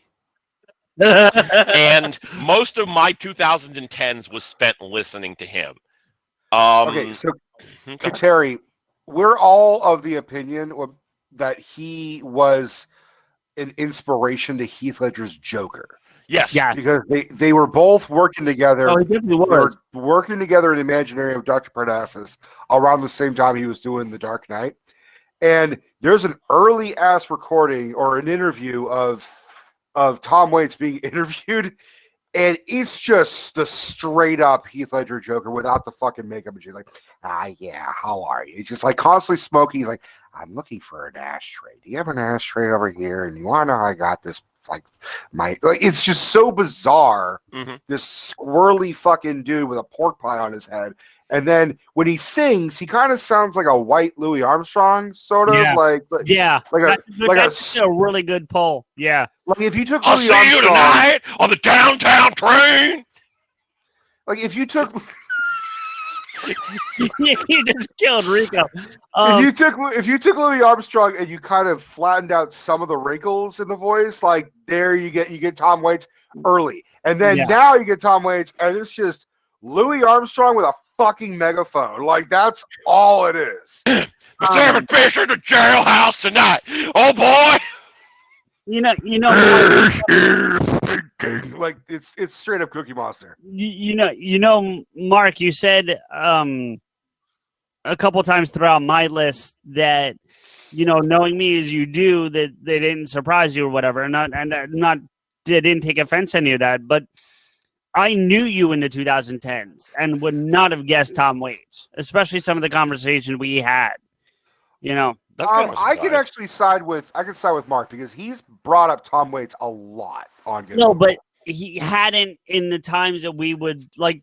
You got to understand something. We worked the same shift, so we would finish our shift and end up sitting in the parking lot bullshitting for like 3 hours before we went home, and we would talk about a multitude of topics. And when music came up, I don't remember Waits ever coming up in the conversation. It's not to say you weren't a fan or I'm calling bullshit. I'm not. How often does Waits ever come up with a conversation about, hey, what the fuck was that? But with Mark and I in our conversations, and Mark, I assume will back me up on this, our conversations went so many different weird directions that it would not have been uncommon for something. I will defend CJ, but I will also note that a lot of our conversations happened in the early 2010s. Yes, and agreed. Because I stopped physically going into the office around like 2015. Well, that's at that point I was gone anyway, if you recall. So yeah. But yeah, it was also just a case of I don't necessarily talk to people about Tom Waits because Tom Waits is a very Yeah, but we talked weird shit like that. Like, you know what I'm saying? So like, I'm just surprised that it didn't come up with me. I get what you're saying, and I'm not. Yeah, I don't know. I don't know why it It's- didn't come up, honestly, but yeah, I had been listening to Orphans a lot during that time period as well. So, which is like a 3-disc set that he released that was like just a whole bunch of shit that never made it to records, but were all really, really good. So like B-track stuff that just never got published. Really. Yeah. If CJ, when we did the vampire shit, did you recognize Tom Waits in Dracula? I had to look him up. Yeah. You didn't recognize that was Tom Waits? What? Because you got to understand something. I know Tom Waits from his voice more than I know his face. Like if they had played his Renfield performance is way different from. Oh yeah. He's instantly recognizable in Mystery Man. Yes, such a good fucking movie. I confused Tom Waits with Ron Perlman forever. Isn't it fucked up that Ron Perlman looks like Tom Waits' son, and he's older than Tom Waits? Is he really? I swear to God. I'll get it. I'm working on that. Perlman's in the 60s, I think. Late 60s. Late? Well, fucking Tom Waits has looked like he's in his late 60s for 40 years. So Ron Perlman is 70. Is he fucking 70? He is 70 years old. Holy shiza Manelli. Oh wait, no. Tom Waits is. I'm sorry, no. Tom Waits is a year older than him. I thought it was the other way around. I thought it was the other way around. Tom Waits is a year older than him. Okay. Same age. December 7th, 1949. They're saying okay. Technically, because he'll turn 71 this year. You're right, Mark. My bad. Right now, he's 70. But fucking believe that. That is insane to me. I apologize for pulling the blue meanie trick there. I apologize. Dude, their dad needs to fucking explain some shit. I think it's on. Well, maybe, but I think it's honestly more just a case of like, yeah, okay, so they're basically the same age, and Ron Perlman looks like Tom Waits' son, and just like, don't smoke, kids. Not for nothing. Ron Perlman also does like lounge shit. Like he goes and sings like lounge shit in LA as Sinatra. Like he does a lot of obscure Sinatra shit. Yeah. There's this. He did an interview where he was talking about Seth MacFarlane, who is obsessed with Sinatra, and like way back in like the early 2000s, like right around Family Guy starting to be like start up, Seth would go in and do the Sinatra shit, but Perlman was already doing that, so he was about to do his like rendition of Sinatra. He's like, "Oh no, we already had a Sinatra kid earlier." He's like, Who the fuck else does Sinatra?" And it was like, who the fuck is this kid Seth MacFarlane? So he was like having like a Sinatra off with Seth MacFarlane. I would give anything to fucking watch that. To see Hellboy and fucking Peter Griffin doing Sinatra? Are you kidding me? Yeah. Dude. That is hilarious. Not only that, but he was also the Beast in Beauty and the Beast in like the 90s. Oh, yeah, that with fucking Linda show. Hamilton? Yeah, the TV show. Yep. With Linda Hamilton, yeah. The original Sarah Connor Chronicles. Sarah, I need more truth. I need more. This White Claw is bitch slapping me in the face. Have some more seltzer, dude. Yeah. Look, hold on. I don't like this shit. I got this so that. Why are you drinking it then? Because I really don't fucking feel like stumbling over on Jack Daniels right now, and that's the only other liquor I have. I got this so that if I invite my friend, he's like, "Well, what booze do you have?" I'd be like, "I got your favorite. I got fucking White Claw. Come over here." Because that's all he fucking drinks is this and Truly and shots of tequila, and I am not doing fucking shots of tequila again. No, at least not today. So it's like how I have a fucking 12-pack of fucking seltzer in the fridge for CJ. Yeah, but regular, not the seltzer plus. Yeah, it's low fattening. So, it's gluten free. If you want to talk weird seltzers, Mark, do you remember the time we did La Croix on your stream? It's LaCroix. LaCroix, yeah. Fucking terrible, regardless of what it was. LaCroix, it sounds like, or LaCroix tastes like what you're trying to describe the fucking color to somebody. Yeah, it's like somebody like a fucking moldy strawberry farted in my mouth. And you know what? White Claw is essentially LaCroix with alcohol. Yeah, it is. It's an improvement. No, it's better than LaCroix. I've had it. White Claw's not bad, but Not really. there are certain flavors. Like this lemon one was fucking amazing. This mango one kind of tastes like a Snapple fucking like fermented. It still isn't as bad as the Ramune challenge I did when I first started streaming video games. The what? The Ramana? Ramune challenge. Okay, so Ramune is a Japanese soda. And there was a period in the early 2000s where they just made every fucking flavor you could imagine. So I imported 24 different Ramune sodas, and then every live stream that I did, I would drink 6 of them. Why? Because at the time I sought You was validation. screaming. I sought validation from my peers and didn't value my own personal health. That sounds like why we're all here. What's your 2020? So basically, that's yesterday. Well, no, the thing is that like before I got my 2020, the thing is that they had flavors that you would never imagine, like teriyaki flavored soda. I finished off. Why? I finished off Ew. the series with wasabi flavor. Oh, And then ultra spicy hot chili oil. What was that vanilla shit you guys drank right before I started coming? No, it's just vanilla flavor. Todd, stop doing that shit. You're gonna make me fucking Ralph. All right, stop it. I had the videos somewhere. I'll upload them to YouTube someday so you can watch me suffer. Anyway, Yeah. Also, as an addendum, if you think Tom Waits is cheating, she is also a valid choice. Anyway, 2020s. I didn't say cheating. I was just trying to understand. I'm just saying in general, if anybody feels that it's cheating, she is also a valid choice. Okay. For the 2020s, one pick so far, beyond a shadow of a doubt, without question or exception, and that is the Midnight. Yeah, I know you're a big fan of them. They're this obscure electronica band, Rico. They're really good, though. They're part of a movement that has been coming around in the past few years called synthwave, also known as outrun, where basically it's reminiscent of 80s style music, heavy saxophone, heavy synthesizer, really, really good shit. If you like music from the 1980s, I cannot recommend them strongly enough. Really The reason The Midnight. Logo, The Midnight. It looked like Logo Mike fucking left for a second. He's like, I'm done. That's not Logo Mike. That's our friend Mike. That's our friend Mike. Yeah, it's our friend Mike. That's not Logo Mike. There's way too many fucking mics. Yes. But the reason it's got called the Outrun, Mark, I'm sorry if I'm saying this wrong, but the reason it's called the Outrun movement is, did you ever play the game Outrun on the Genesis or in the arcade? It sounds like music that you would find in that game, and I mean that in the best possible way. Like it's a very positive thing, and it's great. It's just fun to listen to. They are a fun band. I enjoy hearing them when we did tabletop nights. Plus, they allow people to use their music for free if you stream on Twitch. Yes, I love them. too.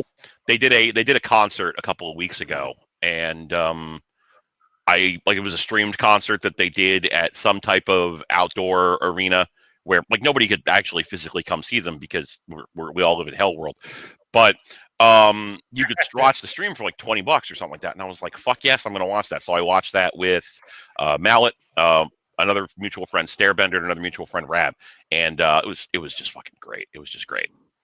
I wanted to watch. Metallica did something similar last week. I wanted to see it. Todd, it's called The Midnight. The Midnight. Okay. Midnight. I'm gonna have to Google this now because I want to see them myself. You'll like it. I think you will like it. I would agree. I think Todd would like it. Rico, maybe not so much. Midnight. Sure, I would say the best song of theirs, and it varies. Like some people don't agree with me on this. My personal pick for their best song is a song called Jason that they do with a female vocalist named Nikki Flores. So fucking good. So fucking now, good. I know you're a fan. Jump in at least in the chat on this and give us your thoughts. If you want to get on camera, by all means. We know you hung out with us one week, so we know you'll do it. But come on. Yeah, that's it. That's all I'll I got. jump off if she wants to jump on. That's not a bad list, though, Mark. It's also very eclectic, which I like about it. Oh, Todd, you didn't have to jump off. I doubt the likelihood of her jumping in is high. Honestly, with all love to Mallet, I don't see her wanting to do it. Oh, look at that! Mike finally like signed up and got himself his own little thing. Ooh, yeah. See, Jay, I gotta double down. I gotta step back on Five Finger a little bit because I found out they were all pretty much huge Trump supporters. So I'm a little kind of Yeah, that was fucking depressing. It was because I like the music, and then, but that's the same thing with Kid Rock. Mark, to your point, like the music. You know what? This is the thing, and we try not to get political on PodAskew, but I would like the group's opinion on this, right? So, and Enrico and I have talked about some of this stuff privately, but when I found out that Taco Bell and Burger King and a couple of these restaurants that I used to go to frequently gave money to Trump, I stopped going because it was like, I'm not going to support these people that support this piece of shit. So Yep. for me, But- there are 3 tiers to it. Well, wait, Rico. Well, I mean, Mark. I'm sorry. Let me finish my point, and then I'll Sure. I'll let you get into your Sure. 3 tiers. Same thing with the bands like Kid Rock and Five Finger and that. Now that this fucker's lost and he's going away, well, I mean, as away as he will go, and we all know that that's not far, but he won't be in power. I'm feeling that I can start to go to those restaurants again and start to listen to some of these artists because fuck them, he's out. And I'd love to get some other people's thoughts on this. Rico, would you like to go first? I'm just realizing the probability of Trump TV. Thanks, Spider. He's good. He's gonna buy fucking OAN. I'm positive. He wants to start his own network. I know that. Yeah. Yeah, he's starting his own network. Let me say this. Because he's now mad at Fox News. Mhm. I don't know how I feel about like for the restaurants, for example, or restaurants Right. like Taco Bell. Like, look, no one. We stopped going to Taco Bell because like, hey, fuck you for supporting Trump. But at the same time, it's like I'm not really surprised that a lot of giant conglomerates supported Trump because they were going to benefit the most from his fucking tax bill. So I don't blame places and businesses wanting to save money. I get it.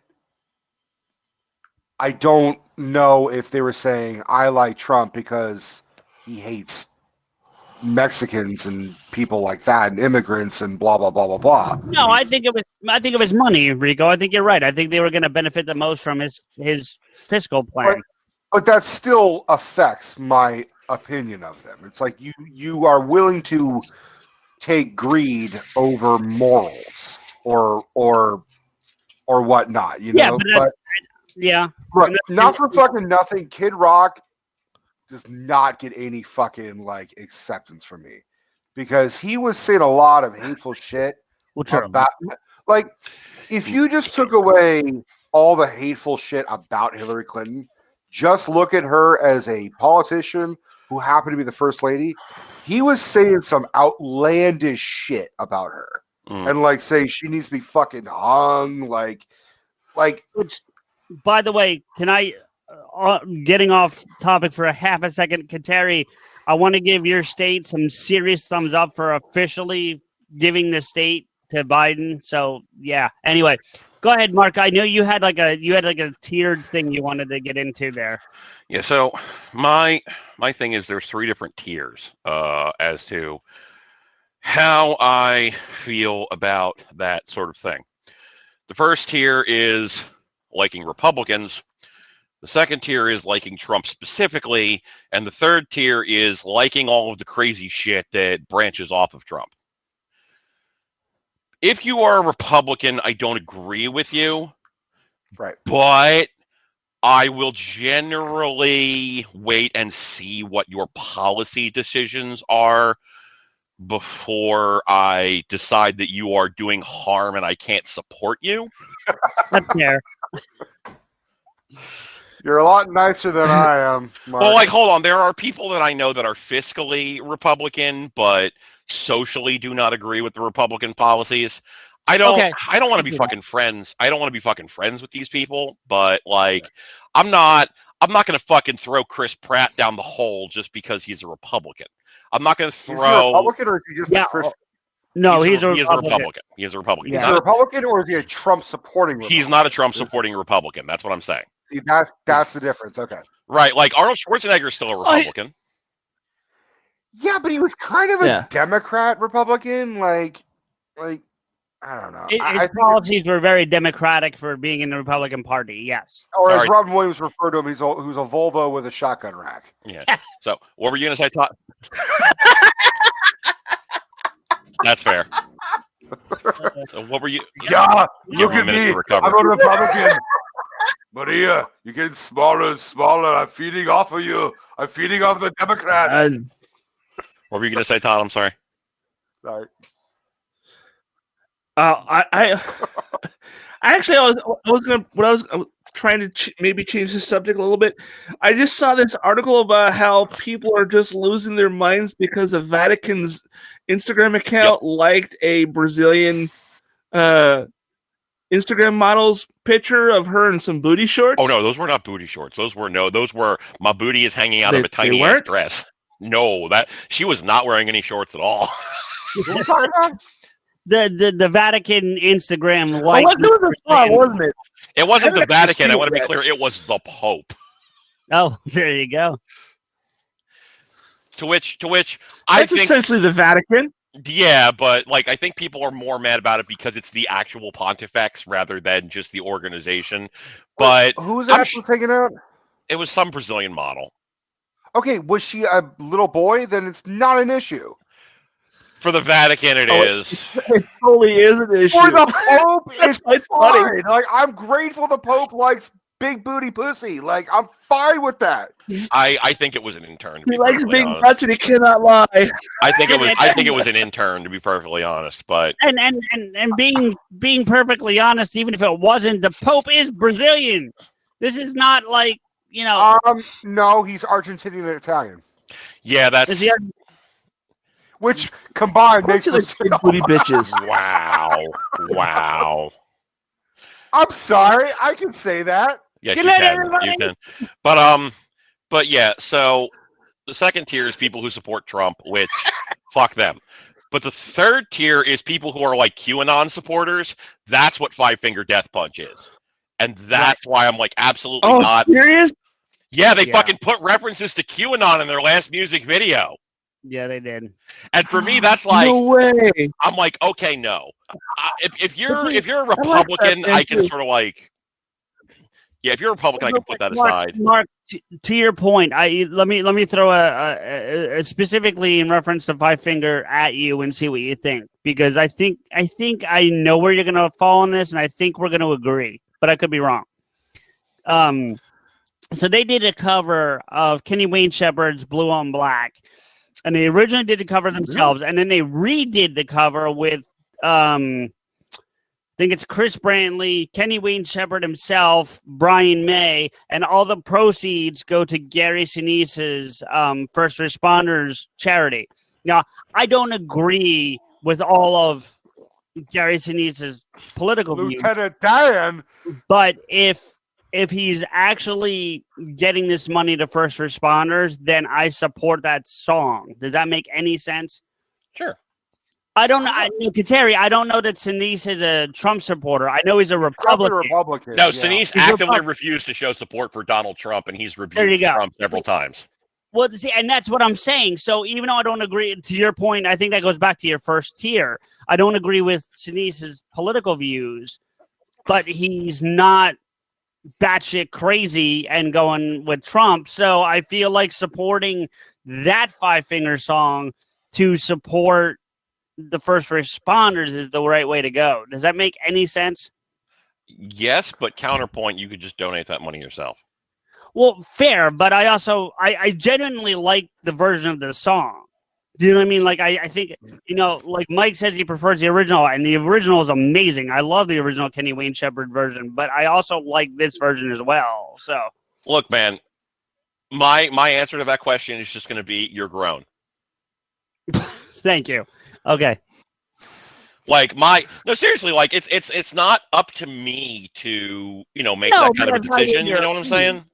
No, but I value your opinion.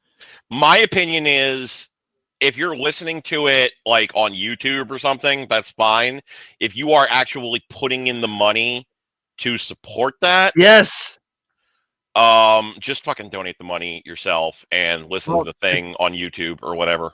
It's too late now. I already bought it, but That's what I was going to say. that's also before I found out a bunch of the stuff that I found out. So it is what it is. But Yeah, like I'm not gonna fucking shit on you for fucking making that decision. Like I said, I fucking liked the band before I found out, and I only found out they were fucking QAnon supporters like 2 weeks ago. So yeah, it's about a month for me. But yeah, Look, so, I'm grateful. I found out today. I'm grateful that someone like Sinatra fucking already had a falling out with Donald Trump in the 80s and told Donald Trump to go fuck himself. So I'm like, hey, my hero's good. Like, I'm your hero's fine. also dead. So My what? hero's fucking dead, but before he died, he said "fuck you" to Donald Trump. When Donald Yeah, but Trump it didn't do us. It before didn't he do was us any president, good the last 4 years, did it? Because he's dead. because he's dead. Yeah, if Sinatra was alive, he would have fucking said, "Fuck Donald Trump." If you like Donald Trump, you should not listen to my fucking music, even though I'm 103 years old. So fucking fly me to the moon. I'm gonna go have I'm gonna go get another drink. Oh dear God. I think I might switch to whiskey. I'll be right back. Oh no. Here we go. Angry Rico's coming out because when he drinks whiskey, he gets angry quick. Well, I'm Italian. It's all good. Fifth Element. No, Mal, that's my fault. We're not really hanging on politics, but something came up that was related to music, so I kind of tied it all together. My bad. But that's what you get for leaving. You should never leave. Anyway, that's well, bring food with you next time, damn it. Anyway, so I guess everyone's listed off their fives. Does anyone have any honorable mentions they want to bring up? Most of if I'm going to give some honorable mentions, I think Alice in Chains, Mm-hmm. In Flames from like the early 2000s, late 90s. Pull Todd. Yeah, Nice. I'll give you that one. Absolutely. Nevermore. Fucking Nevermore. I had a friend who used to be roommates with Jeff, the guitar player. Jeff Loomis. Anyway, Loomis, thank you. And anyway, she recently in the last reached out to me on Facebook and requested to be added on Facebook because Warrell Dane had passed away. And she's like, Wally passed. I was like, wait, what? Wally who? She's like, Warrell Dane. I was like, oh, right, that Wally. I was like, you know who I recommend for you, Todd? If you like In Flames, I highly recommend, and only the first album, unfortunately, but I recommend the first album by a band called Threat Signal. The album is called Under Reprisal, and they're a Canadian death metal band. But the thing that's interesting about them is that even though they're classified as death metal, they're not that Cookie Monster vocal. Like, it doesn't sound like Cookie Monster screaming into a microphone for 3.5 minutes. Like, the guy can sing, and there's a lot of harmonies in the guitars and stuff like that. So, like, it's really, really good. I highly recommend that. I want to give Mike a shout out to his list. We got Tool for number 1, Red Hot Chili Peppers 2, 3 Tears for Fears, 4 generic 90s East Coast hip hop, which I'm sorry, Mike, that's a bit of a cop out. I love the hip hop, but I'm kind of call out there. And I don't know what bonobo is. That's not something I'm familiar with for 5. I would say I'm a little more with Kateri, though. I think the West Coast hip hop for me more than the East Coast. Like, don't get me wrong, I like Biggie and some of those groups, but I would take Snoop, Dre, Pac, basically the original Death Row lineup, well over any of the East Coast stuff. That's just me, though, when it comes to 90s hip hop. What are we talking about? We were doing some honorable mentions, and then Mike put his top 5 in, so we were just talking about his top 5. Oh, fuck. That's not an empty glass, is it? No, it's not. Just don't drink it with a straw. The last time you did that, you got angry. Don't make me angry. You wouldn't like me when I'm angry. Why are you gonna piss and shit and fart all over everything? No. What the hell does CJ do at your fucking place when he gets drunk? We don't drink in Marks, actually. Yeah, he has too long of a drive. I wouldn't feel comfortable with him drinking, and the cat would sleep on his face and smother him if he slept on my couch. Oh, I handle that. I fucking left. We got one more person. Who the hell is Bobby? Hi, Porcupine Bobby. Tree. Porcupine Tree. Hell yes. Fucking love Porcupine Tree. I don't know them. They don't exist anymore as a band, I don't think. I think they broke up a few years ago. But you would probably enjoy them a little bit. Arriving Somewhere But Not Here is one of the best albums, songs, whatever, that I can think of in the past like 20 years that I've listened to. They are what the fuck is the experimental Okay. Dream Theater type shit, but See, not Dream Theater. I love Dream Theater's music, and then the vocals piss me off. If that makes any kind of sense. Yeah, I had that same problem with fucking Rush.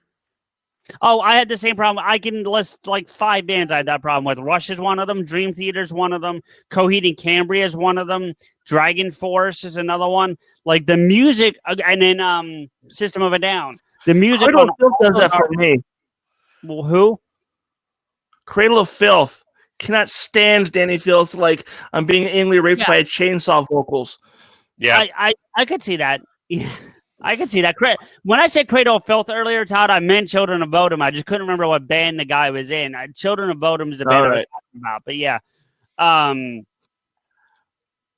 But yeah. Terry, I'm probably fine now that I'm able to be on here. It just kept kicking me out. Your internet's better this week than it was last week. Oh, yeah. It's way better this week, for sure. You know why? I discovered that I had a torrent running and that I didn't turn off. Oh, well, torrents will do that. Hey, Bobby, thanks for the Bitcoin. Yeah. Yeah, thanks a lot, buddy. Bobby? Whom among us has not been downloading porn when we were trying to stream something? Not porn, a torrent. There's a difference. Most of my You torrents can are torrent porn, so that's porn. fair. You got a That's whole fair. porn. You can torrent porn. That shit exists. Yeah. Oh, that was the first thing I did. Yeah, but I'm not looking for porn that way. As far as the RAAA knows, all of my torrents are porn. Yes. Well, Yes, they are. Are we still talking about honorable mentions? Because can we move past this conversation? That's fine. I have another honorable mention, which is I'm probably going to be one that a lot of people have not heard, but I only heard of them recently through my friend Hamish. A band called Everything Everything. Very experimental British rock, really interesting, a lot of fun. The vocalist is astonishingly good, and the music that they put together is all very different from one to the next, from one song to the next, not just one album. And in that same vein, Diablo Swing Orchestra. Swing music combined with heavy metal. I need to fucking hear that. So wait, are you when okay, Mark, a couple questions before you get into this, because I want to try to dissect this before you give me a description, because I'm just gonna have some fun with this. When you say heavy metal, like how heavy are we talking? Give me okay, so like a Rammstein, Slipknot kind of heavy, yeah. Okay, now when you mean swing, what do you mean swing? So I want to hear your interpretation of that. Violin, saxophone, trombone, trumpet. So Big Bad. Do the impersonation of it though. Hey, so Big Bad Voodoo Daddy meets Slipknot, essentially. Yes. I'm trying to find. Come on, dude. Everyone's asking for the fucking the mark of swing. Let me hear it. I can't. Like that. Yes, we need your sound version description. Yeah. Come on, Mark.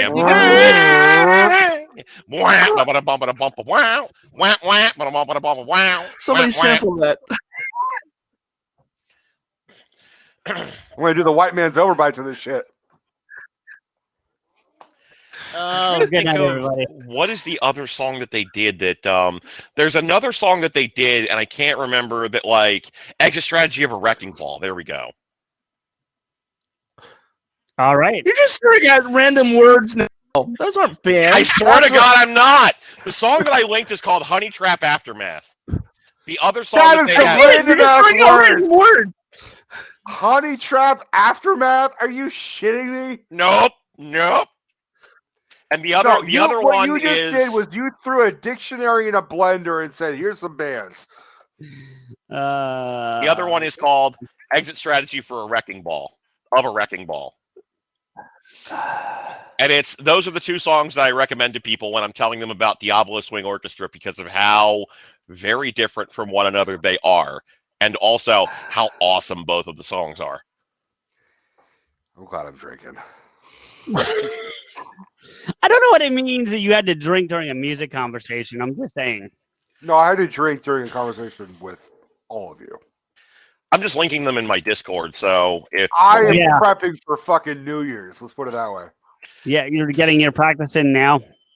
I know Rico's not in my Discord, but CJ and Todd, I know you are, so you can listen to them as you deem appropriate. I'm not even in my own fucking I just Discord. found them on Spotify. They're so good. They're so good.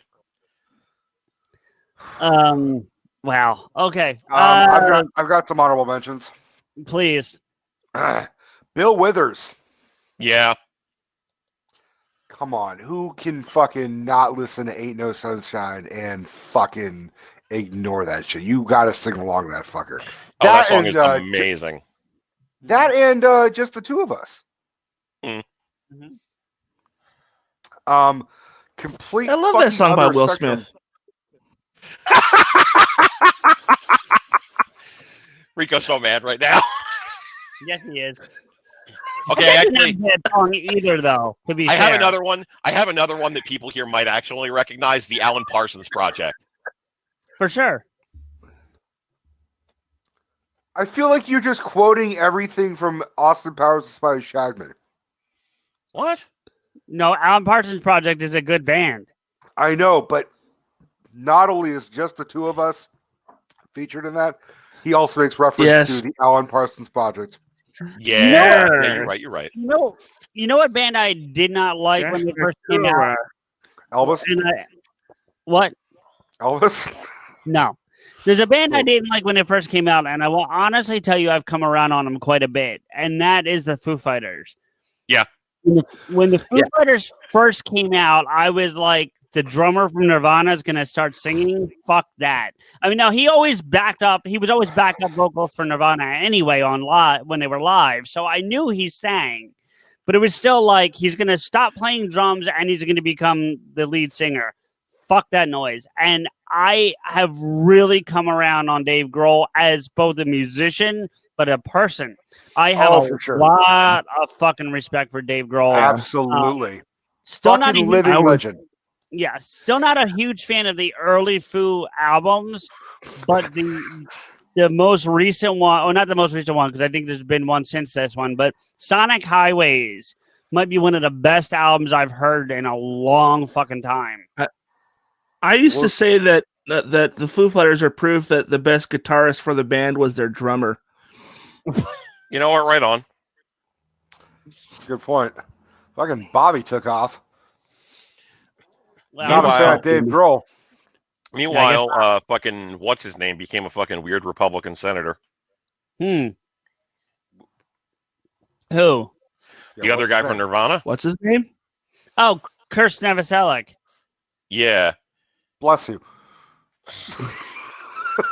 Get it there, Alex. Yeah, Mike, you're not wrong. So Rico, check out this band, Them Crooked Vultures. They're a real interesting super group. It's Dave Grohl. It's Jason Bonham. Wait, no.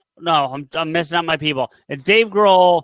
It's John Paul Jones from Led Zeppelin.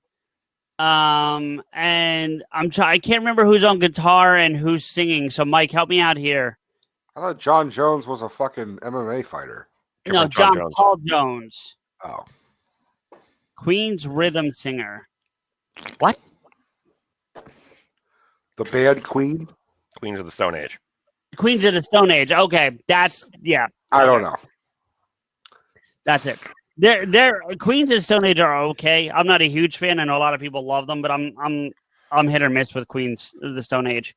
So, What are your guys' thoughts on Alice Cooper? Good musician. yeah, I was just gonna suggest a supergroup with Alice Cooper and Johnny Depp. Hollywood Vampire?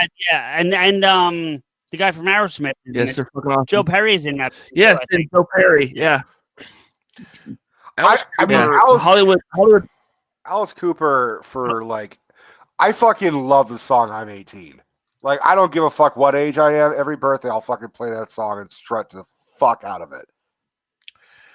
My thing with Alice Cooper is I think he is much more inspirational and important for the aesthetic that he created rather than the music that he made. Because, like, music that he made is good, but people remember him more for like everything that he inspired. Because I mean, look at how many music acts ripped him off, or not ripped him off necessarily, but homaged him. You know, without him, we don't have fucking Marilyn Manson. Without him, we don't have fucking Rob Zombie. Yep. To some extent, you don't have Kiss. Not as much as the other two, but very true. To some extent. I don't know. I would probably argue that I listen to more Alice Cooper. For me personally, I listen to more Alice Cooper than I listen to Kiss or Rob Zombie. Right, but Mark's not wrong. The showmanship, the makeup, the stage effects, you don't get those bands, those artists without Alice Cooper.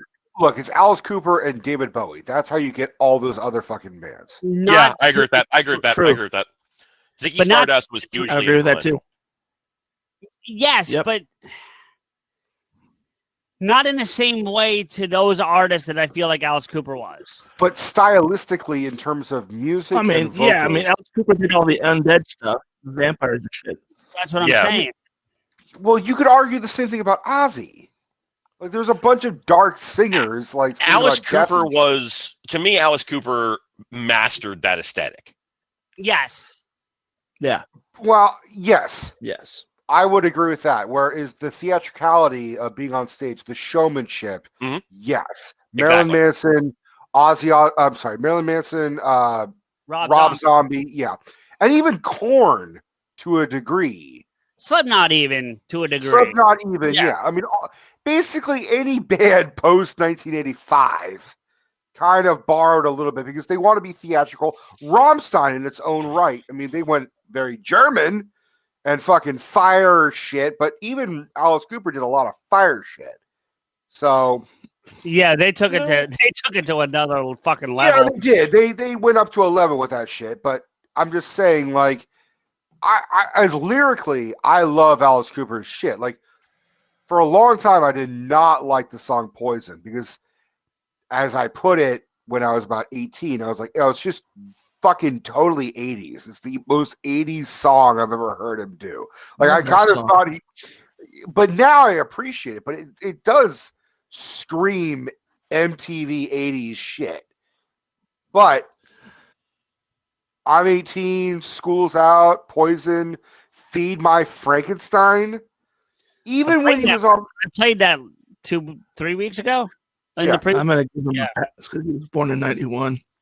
Otherwise, even when he was on the fucking Muppets, his song "Welcome to My Nightmare," I'm still fucking transfixed by. It's so good.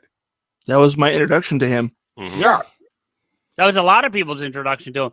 I mean, yeah, that's a great song. I mean, and then of course, I mean, you obviously have Schools Out and No More Mr. Nice Guy as the two that almost everybody fucking knows. Well, 18, I think, rivals No More Mr. Nice Guy. I don't think so. Really? No, I think I think if you polled 100 people, they would say they know No More Mr. Nice Guy before they knew 18. I would definitely say Alice Cooper is a much better musician than Kiss. Oh, without question. I'm talking about for sure. Without question, Mark. When I bring up Kiss and some of these other artists, it's not about the musicianship. It's strictly about the performance and the stage antics. that The I'm only way talking about. the only way Kiss wins over Alice Cooper is who's the biggest douchebag. Very true. Yes. I Gene saw them Simmons last or Alice year. Cooper? I saw Kiss last year at the Tacoma Dome, and I remember Gene Simmons once saying that they always sell out every single show. And then I also heard someone say, "Yeah, they always sell out because if they don't sell out, they cancel the show." Well, That's true. I'll do you one. And then hold on, let me finish real Yeah, quick. When I saw them, when I got to the Tacoma Dome and I saw how many people were there, there was a whole section of the Tacoma Dome that was all roped off, and they were covered it with like a tarp, so you couldn't see those seats. All right. And I go, that must be the reserved section for Gene Simmons' ego. Wow. Well, I'll say this real quick, and then we actually have to start wrapping up because we're at they're not great live. And Todd, don't go anywhere yet because I want to ask real quick: Are you going on tonight? And what are you talking about? Yeah, I'm planning on it as long as my internet doesn't like completely crap on me. Okay. So I found out something from Russ during the recording last week on Groovy Skew that or the release we did last week, I should say. Kiss Live is actually not live at all. Not one lick of that album is live. It is completely studio recorded, and the crowd noise is laid over the top of it. There's not one piece of that album live, and that is beyond disturbing to me. But that's what it is. I want to thank Todd. I want to thank Mark. I want to for being on the windows with us all night. I'm going to ask you guys both to dip out so I can start wrapping this up. Thank you so much for hanging out with us. I want to give love to everyone that showed up tonight.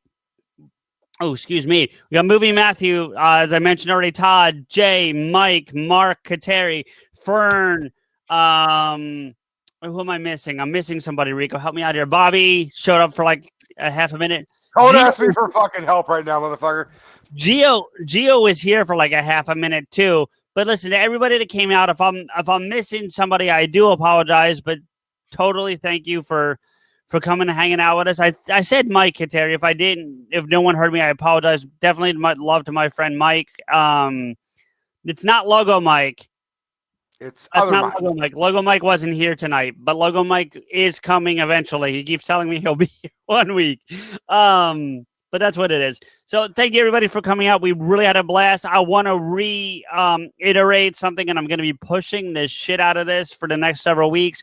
We will be live New Year's Eve, 10:30 Eastern time, 10:30 to 12:30, counting down to the midnight, having some drinks, listening to the bloopers and outtakes. Please come hang out with us. Tell all your friends. Like, this is not a year to have New Year's Eve parties, people. This is not the year to be doing that shit with COVID. So come hang out on this virtual party. You will not catch anything from us except maybe, I don't know, an ear infection, maybe. What did you say? I can't hear you. I have an ear infection. So yeah, if you want to see some more fucked up drunken bullshit.